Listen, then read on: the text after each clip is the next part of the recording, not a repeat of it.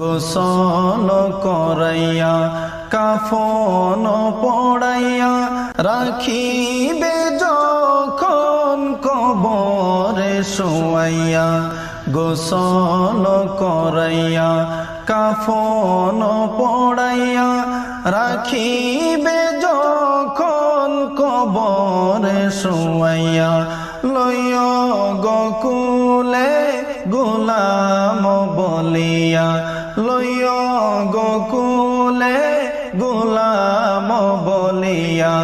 ইয়া রাসূলুল্লাহ ইয়া হাবিবাল্লাহ, ইয়া রাসূলুল্লাহ ইয়া হাবিবাল্লাহ। অন্ধকার কবরে থাকিব একা, দয়া